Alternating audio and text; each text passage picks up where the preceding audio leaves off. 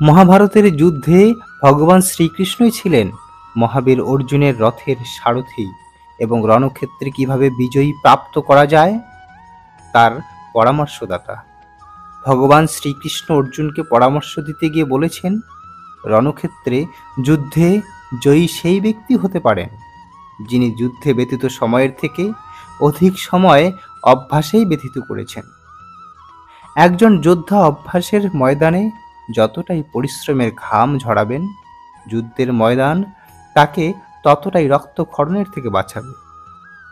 একটি সামান্য লোহা আর একটি ধারালো তলোয়ারের মধ্যে পার্থক্য এটাই যে তাকে অনেক অগ্নি পরীক্ষার মধ্য দিয়ে উত্তীর্ণ হতে হয়, তাকে কামারের অনেক মার সহ্য করতে হয়। একটি তলোয়ার যতই আঘাত সহ্য করতে পারবে, সেই তলোয়ার ততটাই কঠিন আর মজবুত হয়ে উঠবে এবং তার প্রহার ততটাই ঘাতক হয়ে উঠবে। তাই কষ্টে কখনো ভয় পাবেন না, দৃঢ়তার সাথে কষ্টের মোকাবেলা করো আর অভ্যাস করো, কারণ এই অভ্যাসই আপনাকে আপনার জীবনের চরম শীর্ষে পৌঁছাবে। শ্রীকৃষ্ণ বলেন, যদি জীবনে উন্নতি করতে চান তাহলে আপন পরিজনদের সাথ অবশ্যই দিন। আপন অথবা নিজের লোকেদের সাথ দেওয়াটাও অবশ্যই জরুরি, কিন্তু সাথ দেওয়ার পূর্বে এটা অবশ্যই দেখে নেওয়া দরকার যে আপন অথবা নিজের লোক কে। নিজের বলতে কি আমরা তাকেই বুঝি যার সাথে আমাদের রক্তের সম্পর্ক রয়েছে, নাকি সেই যার সাথে রক্তের সম্পর্ক না থাকা সত্ত্বেও ভালো কাজের জন্য প্রতিনিয়ত প্রেরণা যোগায় অথবা আমাদের মনে উৎসাহ জাগায় এবং কখনোই সাথ ছেড়ে যায় না?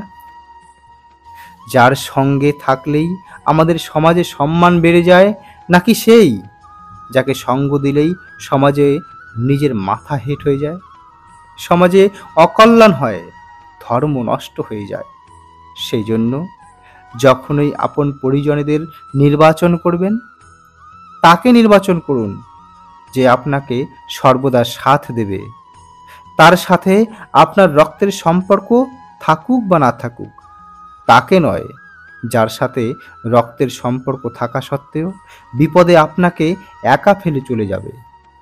ভগবান শ্রীকৃষ্ণ বলেন, সীমা শুধু একটি রেখা নয়, সীমা একটি রূপরেখাও হয়ে থাকে। পৃথিবীতে সব কিছুরই একটি সীমা রয়েছে, যেমন প্রেমের একটি সীমা রয়েছে, ধৈর্যেরও সীমা রয়েছে, বন্ধুত্ব এবং শত্রুতারও একটি সীমা রয়েছে। আর যে সর্বদাই এই সীমার মধ্যেই বাধা থেকে যান, তিনি সাধারণ মানুষ হয়েই থেকে যান। কিন্তু যে সময় এলে সীমার বাঁধন ভেঙে ফেলেন, তিনিই ভবিষ্যৎ বানান। কারণ সীমা শুধুমাত্র আপনাকে মর্যাদার মধ্যে রাখেন না, আপনাকে বেঁধেও রাখেন। আমাদের সবার উপর এটা নির্ভর করে যে কোন সীমা আমাদের বেঁধে রাখেন এবং কোন সীমা আমাদের নতুন সফলতার পথ খুঁজে দেন। সেজন্য সীমার মধ্যে যা করতে পারো তার থেকেও অধিক করার চেষ্টা করো, তবেই নতুন সীমার নির্মাণ করতে পারবেন। নমস্কার বন্ধুরা, আজকের ভিডিওতে এতটুকুই। মিলব নতুন আরেকটি ভিডিও নিয়ে। ততক্ষণে ভালো থাকবেন, সুস্থ থাকবেন। ভিডিওটি ভালো লাগলে অবশ্যই লাইক, শেয়ার, সাবস্ক্রাইব করবেন আমার চ্যানেলটিকে। কমেন্টে অবশ্যই লিখবেন জয় শ্রীকৃষ্ণ।